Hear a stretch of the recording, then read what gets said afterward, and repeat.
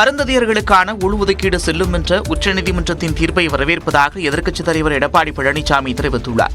இது தொடர்பாக அவர் வெளியிட்டுள்ள செய்திக்குறிப்பில், தமிழ்நாட்டில் இடஒதுக்கீட்டிற்கு சட்ட பாதுகாப்பை பெற்றுத்தந்த இயக்கம் அதிமுக என்று குறிப்பிட்டுள்ளார். அருந்ததியர் மக்களுக்கான உள்ஒதுக்கீட்டை பாதுகாக்க வேண்டும் என்று 2020ஆம் ஆண்டு தனது தலைமையிலான அரசு குழு ஒன்றை அமைத்ததாகவும், அவர்கள் அளித்த பரிந்துரையின்படி உச்சநீதிமன்றத்தில் மூத்த வழக்கறிஞர்கள் திறம்பட கருத்துக்களை எடுத்துரைத்ததாகவும் எடப்பாடி பழனிசாமி குறிப்பிட்டுள்ளார். அதன் அடிப்படையில் 2020ஆம் ஆண்டு நீதிபதி அருண் மிஸ்ரா தலைமையிலான 5 பேர் கொண்ட அரசியல் சாசன அமர்வு அருந்ததியர் உள்ஒதுக்கீட்டிற்கு சாதகமாக இடைக்கால தீர்ப்பு வழங்கியதாக எடப்பாடி பழனிசாமி கூறியுள்ளார். இந்நிலையில் தற்போது கிடைத்துள்ள தீர்ப்பிற்கு 2020ஆம் ஆண்டு அருண் மிஸ்ரா அமர்வு வழங்கிய தீர்ப்புதான் முக்கிய காரணம் என்றும் எடப்பாடி பழனிசாமி தெரிவித்துள்ளார். எனவே இவ்வழக்கில் அதிமுக எடுத்த முயற்சிகள், சட்ட முன்னெடுப்புகள் வரலாற்றில் பொன்னெழுத்துக்களால் பொறிக்கப்பட வேண்டியவை என்றும் அவர் கூறியுள்ளார். சென்னையில் 22 கேரட் ஆபரண தங்கத்தின் விலை கிராமுக்கு 10 ரூபாய் குறைந்தது. கடந்த 3 நாட்களுக்கு பிறகு தங்கத்தின் விலை சற்று குறைந்துள்ளது. ஒரே நாளில் கிராமிற்கு 10 ரூபாய் குறைந்து 6450 ரூபாய்க்கு விற்பனை செய்யப்படுகிறது. சவரனுக்கு 80 ரூபாய் குறைந்து 51600 ரூபாய்க்கு விற்பனையாகிறது. வெள்ளியின் விலை கிராமிற்கு 1 ரூபாய் குறைந்து 90 ரூபாய்க்கு விற்பனை செய்யப்பட்டு வருகிறது.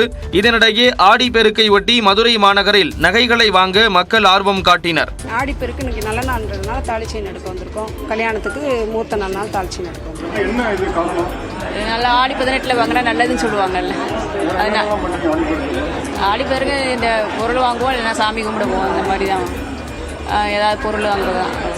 அட்சய திருதியை போல ஆடிப்பெருக்கிலும் நகைக்கடைகளில் கூட்டம் அலைமோதியது.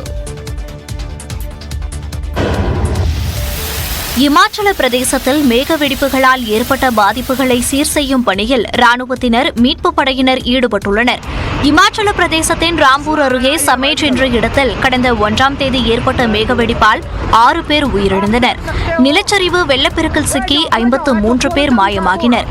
இந்த நிலையில் ஆர்ப்பரித்து செல்லும் காட்டாற்று வெள்ளத்துக்கு நடுவே தற்காலிக பாலம் அமைத்து ராணுவத்தினர் மீட்புப் பணியில் ஈடுபட்டனர்.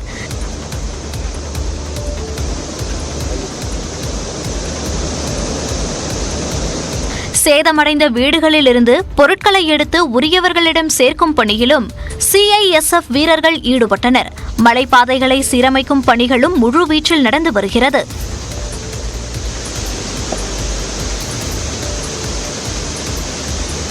வெள்ளத்தில் அடித்து செல்லப்பட்ட குலு மணாலி தேசிய நெடுஞ்சாலையும் சீரமைக்கப்பட்டு வருகிறது.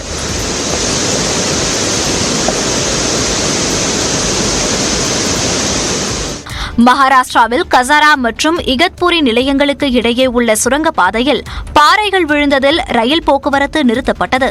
தொடர் மழை காரணமாக வாரணாசியில் கங்கை ஆற்றில் தண்ணீர் பெருக்கெடுத்து ஓடி வருகிறது. குஜராத்தின் பல இடங்களில் பல அடுக்கு தண்ணீர் தேங்கியதால் இயல்பு வாழ்க்கை முடங்கியது. வயநாட்டில் பெற்றோரை இழந்த குழந்தையை தன்னிடம் தாருங்கள் என நபர் ஒருவர் முகநூலில் பதிவிட்ட பதிவிற்கு கேரள அமைச்சர் வீணா ஜார்ஜ் உருக்கத்துடன் பதிலளித்துள்ளார். கேரளாவில் பெற்றோரை இழந்த குழந்தைகளை தத்தெடுக்க சிலர் தயாராக உள்ளனர். அதேபோல தாயை இழந்த பச்சிலம் குழந்தைகளுக்கு தாய்ப்பால் கொடுக்கவும் ஆர்வம் காட்டி வருகின்றனர். இந்நிலையில் கோழிக்கோடு பகுதியைச் சேர்ந்த சுதீஷ் என்பவர் தனக்கு குழந்தை இல்லை என்றும் பேரிடரில் பெற்றோரை இழந்த குழந்தையை தன்னிடம் தாருங்கள் என்றும் முகநூலில் பதிவிட்டுள்ளார். அதற்கு பதிலளித்துள்ள கேரள சுகாதாரத்துறை அமைச்சர் வீணா ஜார்ஜ், அவரது கருணைக்கு இதயத்தின் ஆழ்மனதிலிருந்து நன்றியை தெரிவித்துக் கொள்வதாகவும் வழியை முற்றிலும் புரிந்து கொள்ள முடிகிறது என்றும் பதிவிட்டுள்ளார். தங்களின் இதயத்திலிருந்து வெளியேறிய வார்த்தைகள் தனக்கு கண்ணீரை வரவழைப்பதாகவும் வீணா ஜார்ஜ் உருக்கத்துடன் கூறியுள்ளார். சட்டத்தின்படி பெற்றோரை இழந்த குழந்தைகளை அரசாங்கமே கவனித்து வருவதாகவும் தத்தெடுப்பதற்கான வழிமுறைகளை பின்பற்றி பதிவு செய்து குழந்தையை தத்தெடுத்துக் கொள்ளலாம் என்றும் சுதீஷுக்கு வீணா ஜார்ஜ் கூறியுள்ளார். நாங்க போரை நம்பி தான் பண்ணணும். போர் நிலத்தடி நீர் கீழே போனதுனால சுத்தமா தண்ணி வரல. இதை நம்பி நாங்க பண்ணிட்டோம். இப்ப தண்ணி இல்லாம வறண்டு போய் கிடக்கு. மேட்டூர் அணையில் திறக்கப்பட்ட தண்ணீர் திருவாரூர் மாவட்டத்திற்கு தற்போது வரை வந்து சேராதது குறித்த வேதனைகளே இவை. திருவாரூர் மாவட்டத்தில் வெண்ணாறு பாசனத்தை நம்பி 12 ஆறுகளும், காவிரி பாசனத்தை நம்பி 16 ஆறுகளும் என ஒட்டுமொத்தமாக 28 ஆறுகள் உள்ளன. ஆனால் மேட்டூர் அணையில் காவிரியில் தண்ணீர் திறக்கப்பட்டும் தங்கள் பகுதிக்கு தண்ணீர் வந்து சேரவில்லை என்று கூறுகின்றனர் அப்பகுதி விவசாயிகள். மாங்குடி, நாரணமங்கலம், வடகரை, கீழமணலி உள்ளிட்ட இடங்களில் ஆற்று நீர் பொய்த்துப் போனதால் ஆழ்துணை கிணறு மூலமாக குறுவை சாகுபடி செய்யப்பட்டுள்ளது. 70 நாட்களாக குறுவை பயிர்கள் போதிய நீரின்றி கருகத் தொடங்கியுள்ளதாகவும் வேதனை தெரிவிக்கின்றனர். ஏக்கருக்கு 30,000 செலவு பண்ணியிருக்கோம். இந்த போரை நம்பி நாங்கள் செலவு பண்ணதுனால போருக நீருக கீழே போயிட்டு போருக தண்ணி வரல. இந்த தண்ணியை திறந்த நாளைக்கு நாங்கள் கொண்டு வந்து கொடுத்துருந்தா இந்த பயிரை காப்பாற்ற முடியும். மேட்டூர் அணையில் திறக்கப்பட்ட தண்ணீரை நேரடியாக கடலில் விடாமல் ஏரி, குளம், குட்டை உள்ளிட்ட நீர்நிலைகளில் தேக்கி வைத்து நிலத்தடி நீர்மட்டத்தை பாதுகாக்க வேண்டும் என்றும் விவசாயிகள் கோரிக்கை விடுத்துள்ளனர்.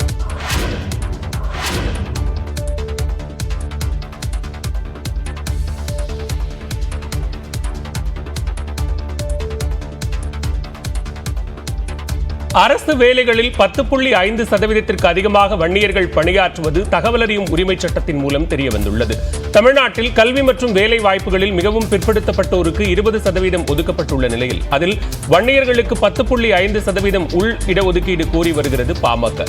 இது தொடர்பாக சென்னையைச் சேர்ந்த பொன் பாண்டியன் என்பவர் தகவல் அறியும் உரிமை சட்டத்தின் கீழ் சில தகவல்களை கேட்டு பெற்றுள்ளார். அதன்படி பாமக கோரும் 10.5% விட அதிகமாக மருத்துவம் போன்ற தொழில்முறை படிப்புகளிலும் அரசு வேலைகளிலும் வன்னியர்கள் அதிக அளவில் இடம் பிடித்துள்ளது தெரியவந்துள்ளது. 2018 முதல் 2022 ஆண்டு வரை இளநிலை மருத்துவ படிப்பில் சுமார் 13.8% வன்னியர்கள் சேர்ந்துள்ளனர். இதேபோன்று முதுநிலை மருத்துவ படிப்பில் 13.5% இடங்களில் வன்னியர் சமூகத்தைச் சேர்ந்த மருத்துவர்களே சேரும் வாய்ப்பை பெற்றுள்ளனர். தமிழ்நாடு அரசு பணியாளர் தேர்வாணையத்தை பொறுத்தவரை 2013 ஆண்டு முதல் 2022 ஆண்டு வரை 19.5% பணியிடங்களை வன்னியர் சமூகத்தினரே நிரப்பியுள்ளனர். இதனால் வன்னியர் சமூகத்திற்கு 10.5% இடஒதுக்கீடு கொடுக்கப்படும் பட்சத்தில் அவர்களுக்கான வாய்ப்புகள் குறையும் என்று அமைச்சர் எஸ். சிவசங்கர் கூறியிருப்பது குறிப்பிடத்தக்கது.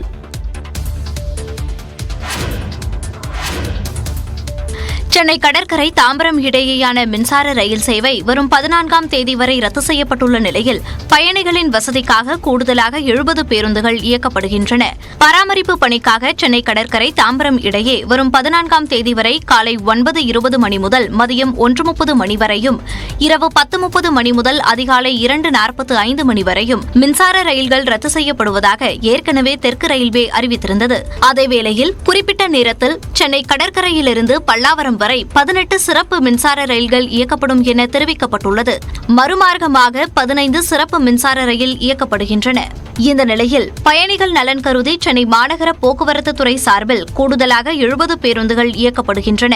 பல்லாவரம் பேருந்து நிலையத்திலிருந்து செங்கல்பட்டுக்கு 30 பேருந்துகளும், பல்லாவரம் பேருந்து நிலையத்திலிருந்து கூடுவாஞ்சேரிக்கு 20 பேருந்துகளும், தாம்பரம் பேருந்து நிலையத்திலிருந்து தியாகராய நகர் மற்றும் பிராட்வேக்கு 20 பேருந்துகளும் என மொத்தம் 70 பேருந்துகள் கூடுதலாக இயக்கப்படுகின்றன.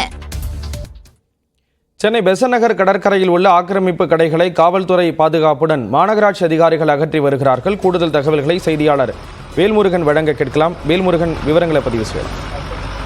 ஸ்ரீராம், குறிப்பாக சென்னை மாநகராட்சியின் சார்பில் பல்வேறு இடங்களில் ஆக்கிரமிப்பில் இருக்கக்கூடிய கடைகள் மற்றும் வாகனங்கள் அகற்றி வருகிறார்கள். அந்த வகையில் சென்னை பெசன்ட் நகர் கடற்கரையில் கிட்டத்தட்ட ஒரு 44க்கும் மேற்பட்ட சிறு கடைகள் கடலை ஒட்டி, அதாவது 20 மீட்டர் இடைவெளிக்குள்ளாக இருப்பதாக மாநகராட்சி சார்பில் ஏற்கனவே கண்டறியப்பட்டு அவர்களுக்கு உரிய வகையில் நோட்டீஸ் வழங்கப்பட்டது. கிட்டத்தட்ட 44 கடைகளுக்கு 3 வாரத்திற்கு முன்னதாக இந்த கடைகளை அகற்ற வேண்டும் என்று நோட்டீஸ் வழங்கியிருந்தார்கள். அதே போல நேரடியாகவும் வாய்மொழி நேரடியாக இந்த கடைகள் இன்னும் ஓரிரு நாட்களில் அகற்றப்படும் என்றும் தெரிவிக்கப்பட்டிருக்கிறது.